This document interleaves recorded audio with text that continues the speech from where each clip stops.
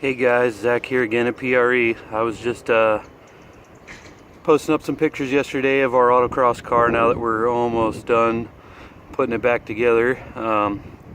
Had some questions and stuff coming in, so I just thought it'd be cool to do a little video of all the technology packed in this little thing. So one thing we wanted to do this year was try to obviously lower the weight in the vehicle and move it as far back as possible to try to improve the balance. So one of the first things we started engineering was moving the intercooler inside the core support, but still feeding it through the mouth of the bumper. So basically the core is laid flat and fed through this big duct in the front of the car. And then after that, we started redoing the intake. All the engine bay stuff's pretty much brand new. This is a pretty cool part here. This is a printed carbon fiber restrictor for our class regulations at 46 millimeters. So pretty cool little part we had done by MTI down in Albany. So the next thing was, because it is a restrictor class, we wanted to make obviously as much horsepower as we could within the rule set, so we decided to eliminate all the accessories on the car. So as you can see, there's nothing but a crank pulley on this car anymore, and that's because we installed a electric water pump and electric power steering. So you'll see we utilized the Haltech Elite 2500 with a smartwire. That's a solid state relay box that allows us to basically delete all the relays and fuses in the car and only run wires through that box. And then our CAN wideband, you're going to want one of those with the Elite so that you have very fast control of the fuel. Basically it can correct air fuel ratios in real time and actually learn the air fuel ratio based off your target map. And it needs to have a really fast responding system to do that. So that's the box that converts all that. And then the car now is controlled by this CAN based switch pad here. This is your master kill for the PDM, so just basically like a shut off switch on a normal car. We did have to keep, or we wanted to keep rather, full ABS function, so we have the factory steering angle sensor, G-force sensors, all that kind of stuff still routed in. You can see the water pump is located here. Sorry about the light. It's in the back of the car, obviously, as we talked about. We want to move weight back.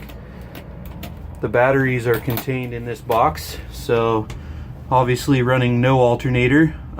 It's three 12,000 milliamp quadcopter batteries, so the car runs approximately an hour running most of the accessories with these three batteries, and then you just of course recharge it like an RC car. Charge plug here, so you can disconnect the batteries for storage, or we have a charge plug that plugs into here so that we can charge the car up between heats. Let me come around to the other side here.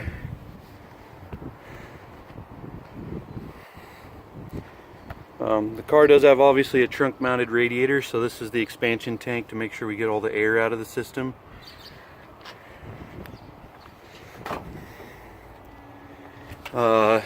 New racepak street dash, so basically displays all the information off of either our smartwire or our Haltech ECU.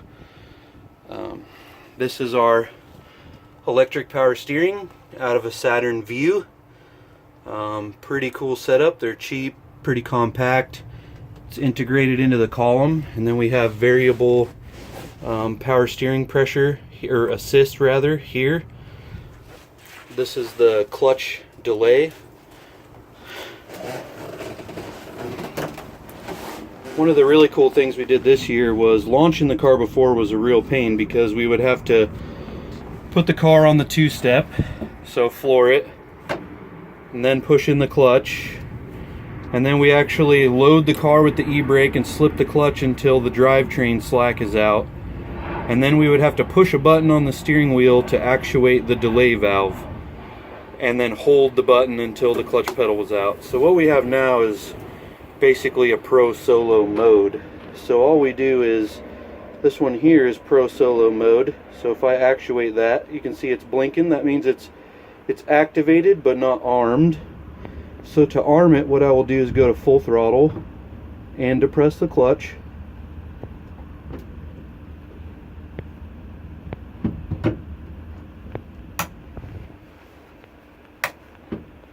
I gotta have the ECU on, obviously.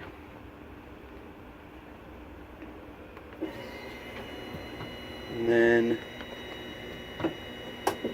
now you can see the green light means that it's armed. So as long as I'm full throttle and the clutch is depressed, the delay valve is automatically on. So that means now if I dump the clutch, it moves slowly. Nice thing about this is we don't wide open throttle shift this car any other time, so as soon as I let off the gas, the clutch pedal works like normal. But when I go to launch control and push in the clutch, the delay valve's automatic. So it's a pretty cool setup. And then of course you can just turn it off here, as well as the ECU and such. And this is power steering. That works all the time. It's a really nice setup because you can use it for pushing the car around and in and out and all that kind of stuff.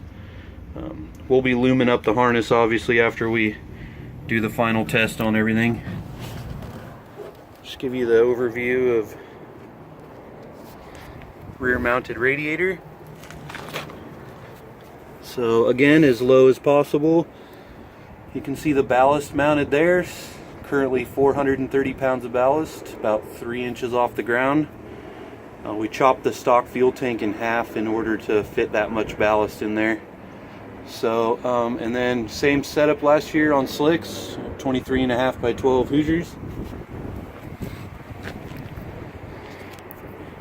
So that's a quick overview. Sorry about the lighting and my fingers being in the way and things like that, but if you have any other questions about this car and some of the theory behind it, go ahead and hit me up.